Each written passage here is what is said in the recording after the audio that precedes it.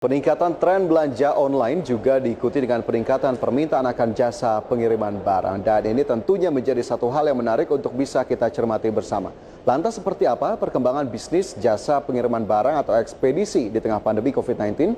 Kita bahas kali ini dengan rekan Mangi Feraco. Selamat siang Mangi. Halo, selamat siang Fajar. Ya, Mangi, ini topiknya lagi-lagi sangat menarik sekali begitu ya, bagaimana kemudian sisi atau bisnis dari ekspedisi ataupun pengiriman paket. Kita tahu memang hampir setiap hari bahkan berseliweran begitu ya di sekitar perumahan ataupun di sekitar tempat tinggal kita. Kurir-kurir paket dari biasanya kita beli online. Nah, tapi jika kita lihat lebih dalam dari bisnisnya sendiri, Mangi, apakah kemudian memang bisnis ekspedisi memang sedang berkembangnya saat ini di Indonesia? Baik, terima kasih Fajar. Ya pemirsa, jika kita bicara terkait dengan perusahaan ekspedisi atau perusahaan yang bergerak di bidang jasa kirim barang ya, saat ini memang kita katakan sedang naik daun Fajar. Bahkan salah satu perusahaan ekspedisi asal Indonesia yaitu GNT Express bisa meraih gelar unicorn. Nah, artinya valuasi dari GNT Express ini sudah melebihi 1 miliar dolar Amerika. Padahal GNT Express ini Fajar merupakan salah satu perusahaan ekspedisi yang tergolong baru di Indonesia. Dan untuk GNT Express sendiri saat ini valuasinya telah mencapai 7,8 miliar dolar Amerika atau jika kita rupiahkan ini mencapai 113,5 triliun rupiah. Dan jumlah tersebut ternyata lebih besar dibandingkan valuasi Tokopedia yang sekitar 7 miliar dolar Amerika dan juga lebih tinggi valuasinya dibandingkan beberapa unicorn asal Indonesia lainnya. Kemudian jika kita bicara terkait dengan unicorn, artinya jika GNT Express ini sudah bergabung menjadi unicorn asal Indonesia, saat ini Indonesia sendiri memiliki 6 unicorn dan salah satunya juga sudah menjadi dekakorn, artinya valuasinya juga sudah melewati 10 miliar dolar Amerika atau minimal 10 miliar dolar Amerika. Dan kemudian jika kita cermati lebih jauh lagi, salah satu alasan kenapa akhirnya perusahaan ekspedisi Indonesia yaitu GNT Express ya bisa meraih gelar unicorn adalah karena didorong peningkatan belanja online di tengah pandemi COVID-19.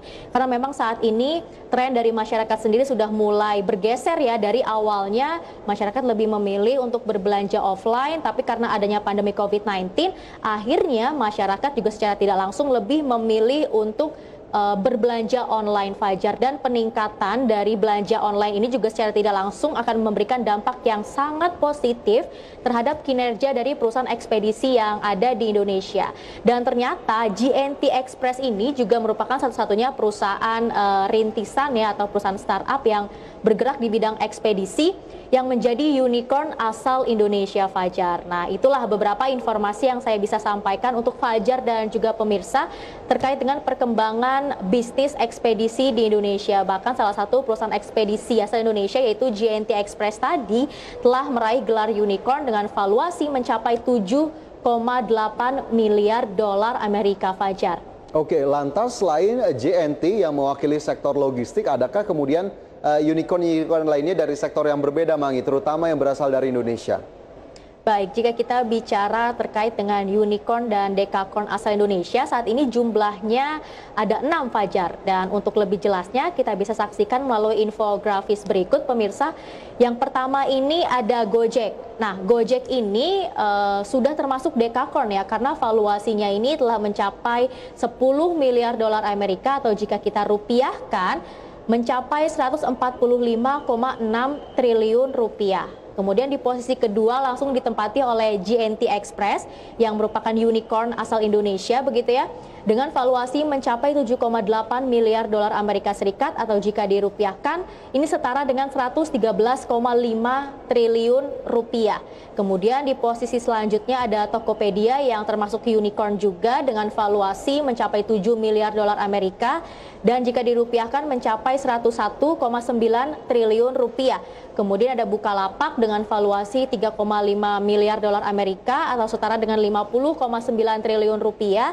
Kemudian ada Traveloka, valuasinya mencapai 3 miliar dolar Amerika atau setara dengan 43,6 triliun rupiah. Dan yang terakhir ada OVO dengan valuasi mencapai 2,9 miliar dolar Amerika atau setara dengan 42,2 triliun rupiah. Jadi itulah Fajar beberapa daftar dekakorn dan unicorn asal Indonesia saat ini. Oke, dari sektor logistik berarti ada JNT yang bahkan nilai ataupun valuasinya tadi melebihi Tokopedia, Bukalapak dan juga beberapa unicorn dari sektor yang berbeda lainnya. Ini menjadi satu catatan penting dari sektor logistik. Tapi jika kita lihat lebih jauh, Mangi, sektor logistik kemudian diwakili oleh JNT berhasil meraih gelar unicorn. Apa sih sebetulnya faktor-faktor yang mendukung keberhasilan dari JNT sehingga akhirnya mampu memiliki nilai valuasi yang luar biasa tadi?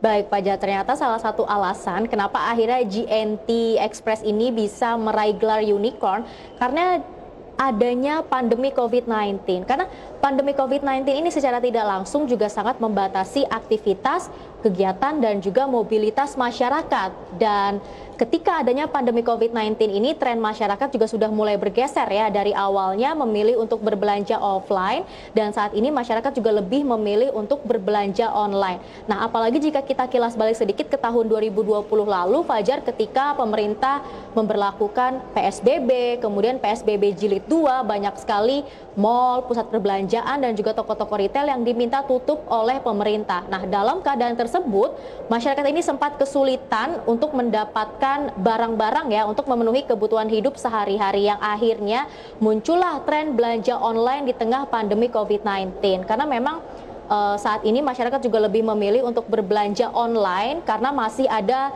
kekhawatiran ya untuk beraktivitas di luar rumah karena takut tertular virus COVID-19. Ternyata selain itu juga menurut masyarakat dengan berbelanja online membuat masyarakat ini lebih mudah dan lebih praktis untuk mendapatkan barang. Dan jika peningkatan belanja online ini terus terjadi, artinya juga akan memberikan dampak yang cukup positif terhadap kinerja dari perusahaan ekspedisi yang ada di Indonesia. Karena dua hal ini, Fajar, memang saling berkaitan. Jika belanja online terus meningkat, artinya bisnis ekspedisi di Indonesia juga diproyeksikan akan terus berkembang ke depannya. Bahkan sudah ada buktinya begitu ya, salah satu perusahaan ekspedisi asal Indonesia yaitu JNT Express berhasil meraih gelar unicorn dengan valuasinya tadi yaitu mencapai 7,8 miliar dolar Amerika Serikat, Fajar. Oke, jadi akhirnya memang tidak bisa dilepaskan dari perkembangan tren belanja online yang memang cukup masif terjadi di kalangan masyarakat Indonesia. Tapi jika kita lihat juga dari sisi belanja online tadi atau e-commerce, sebetulnya perkembangannya sampai dengan sejauh ini seperti apa, Mangi?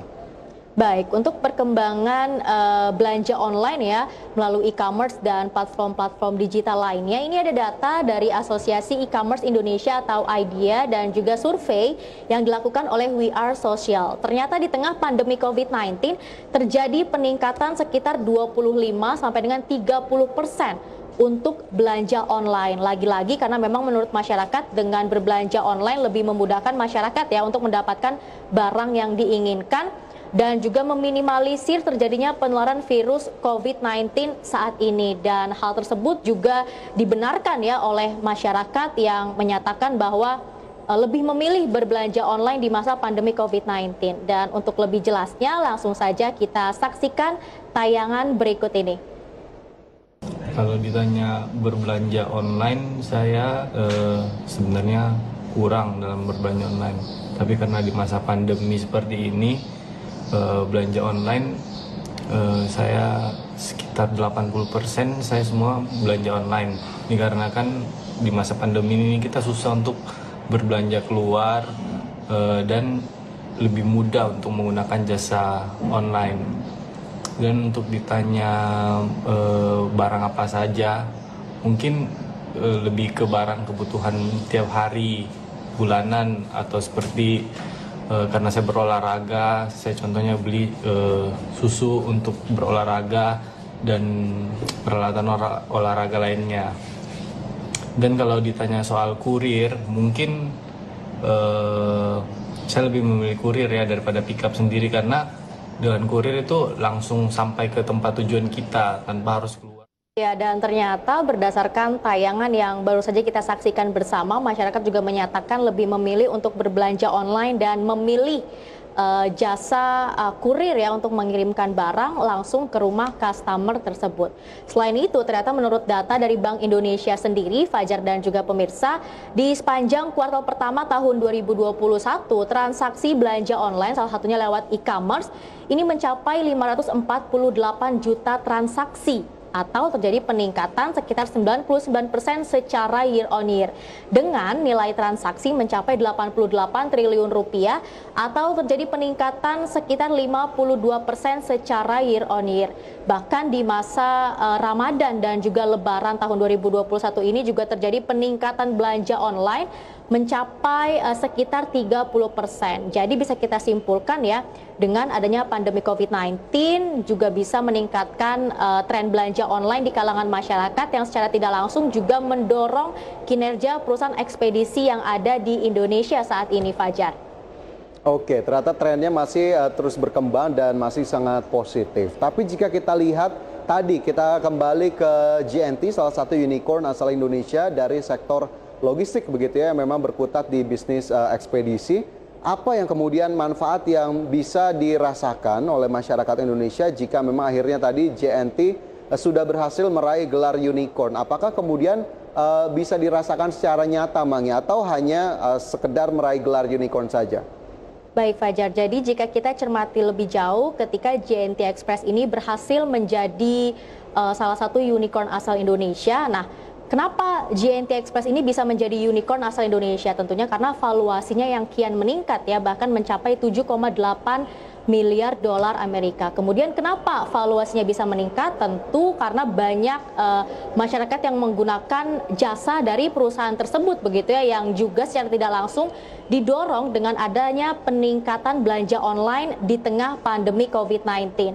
Dan jika peningkatan belanja online ke depannya ini terus meningkat, maka juga akan mengerek kinerja dari perusahaan ekspedisi yang ada di Indonesia. Bahkan menurut proyeksi dari Bank Indonesia sendiri, Fajar, pertumbuhan transaksi belanja online salah satunya lewat e-commerce di tahun 2021 ini akan meningkat sekitar 32,2%.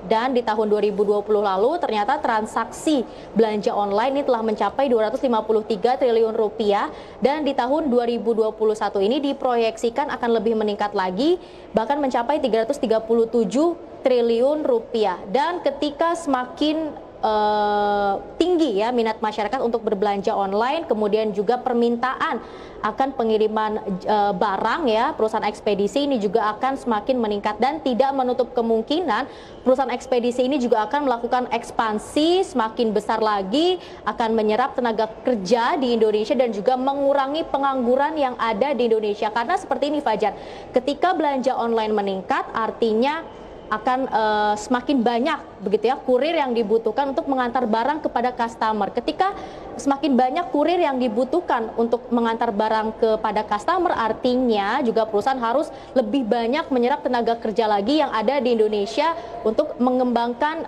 bisnis dari perusahaan ekspedisi tersebut. Jadi itulah kira-kira Fajar apa manfaat ya yang bisa dirasakan oleh Indonesia sendiri, oleh ekonomi Indonesia ketika JNT Express ini bisa menjadi unicorn asal Indonesia, yaitu bisa menyerap tenaga kerja yang lebih banyak lagi apabila memang perusahaan tersebut melakukan ekspansi besar-besaran ke depannya. Tapi diproyeksikan memang akan melakukan ekspansi seiring dengan perkembangan peningkatan tren belanja online yang ada di Indonesia saat ini, Fajar. Kemudian jika kita bicara mengenai perusahaan ekspedisi juga sebenarnya tidak hanya JNT Express saja begitu ya, ada beberapa perusahaan ekspedisi lainnya seperti Pos Indonesia, kemudian juga JNE, kemudian Tiki, Si Cepat, Ninja Express, dan lain-lainnya. Tapi menurut Fajar sendiri, sejauh ini apakah perusahaan-perusahaan ekspedisi lainnya di luar JNT Express ini juga bisa menyandang gelar unicorn dan bisa tumbuh pesat seperti JNT Express saat ini, Fajar?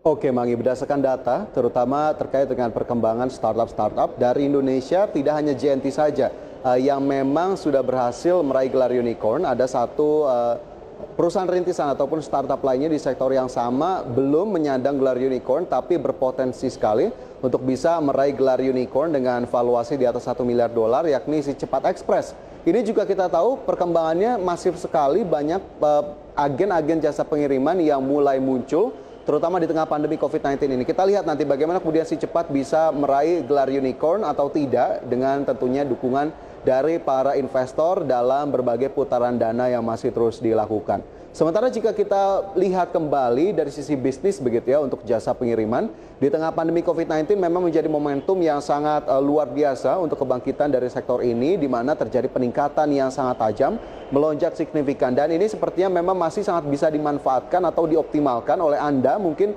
yang juga ingin memulai bisnis ekspedisi ataupun jasa pengiriman di tengah pandemi COVID-19. Karena memang diyakini gaya untuk ataupun ini sudah menjadi gaya hidup sehari-hari begitu ya bagi masyarakat, tidak hanya karena pandemi COVID-19 tapi nanti di pasca pandemi mungkin saja memang masih terjadi ketergantungan untuk menggunakan jasa pengiriman ataupun ekspedisi ini, sehingga memang potensinya masih sangat besar. Tapi hal-hal yang perlu diperhatikan untuk mengoptimalkan peluang bisnis ini sendiri adalah jangan lupa untuk terus melakukan riset, terutama terkait tarif yang memang sangat masuk ataupun ramah bagi para pengguna jasa pengiriman, sekaligus menyediakan layanan yang mumpuni dan juga memuaskan bagi para konsumen. Sehingga dua hal tadi cukup balance, cukup seimbang dan akhirnya bisa menjadi pertimbangan bagi para konsumen. Sementara itu faktor kemitraan ataupun partnership juga perlu difikirkan.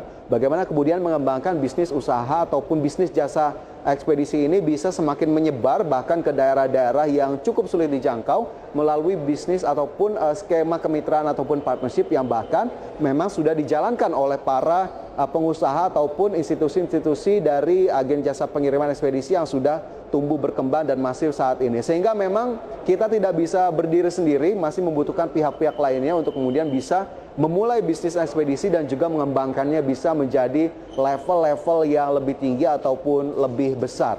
Demikian Mangi, itu menjadi salah satu atau mungkin beberapa hal yang perlu diperhatikan untuk bisa mengoptimalkan peluang bisnis jasa ekspedisi ataupun pengiriman di tengah pandemi COVID-19. Tapi dari Mangi sendiri bagaimana kemudian proyeksinya terkait dengan pertumbuhan bisnis ekspedisi terutama di Indonesia dalam waktu-waktu ke depan?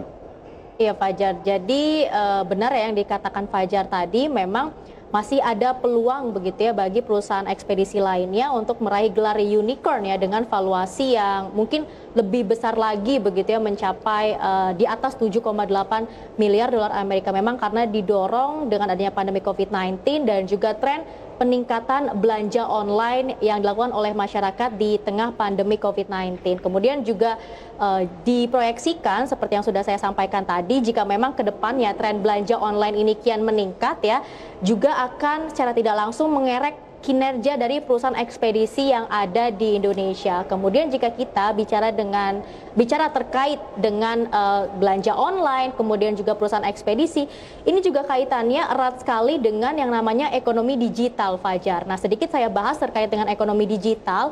Jadi ternyata di tengah pandemi COVID-19 ini terjadi peningkatan ekonomi digital di Indonesia, yaitu sekitar 11% ya di tengah pandemi COVID-19. Bahkan riset yang dilakukan oleh Google di tahun 2020, nilai ekonomi digital yang dihasilkan oleh Indonesia ini mencapai 44 miliar dolar Amerika, atau jika dirupiahkan ini setara dengan 619 triliun rupiah. Dan diproyeksikan di tahun 2025 ekonomi digital kita ini akan bisa mencapai nilai 124 miliar dolar Amerika. Kemudian jika kita bicara terkait dengan ekonomi digital, ini ada beberapa bisnis ataupun sektor yang diproyeksikan juga akan tumbuh pesat seiring dengan perkembangan ekonomi digital, yaitu sektor-sektor seperti perusahaan ekspedisi, kemudian sektor telekomunikasi, dan juga perusahaan-perusahaan rintisan atau startup, baik itu e-commerce ataupun perusahaan-perusahaan ride hailing begitu yang diproyeksikan akan tumbuh positif ke depannya seiring dengan perkembangan ekonomi digital, Fajar. Jadi jika ekonomi digital kita ke depannya semakin meningkat, maka juga akan mengerek kinerja dari perusahaan-perusahaan atau sektor-sektor yang sudah saya sebutkan tadi, Fajar, ke depannya. Baik, kita harapkan memang sektor jasa pengiriman ataupun sektor logistik bisa semakin berkembang dan semakin berkontribusi untuk perekonomian nasional dan sekali lagi tentunya bagi kesejahteraan masyarakat. Mangi, terima kasih banyak atas diskusi kita di siang kali ini. Semoga bermanfaat untuk para pemirsa dan juga rekan IDX Channel. Baik, Mangi, kita akan lanjutkan di lain waktu. Pemirsa.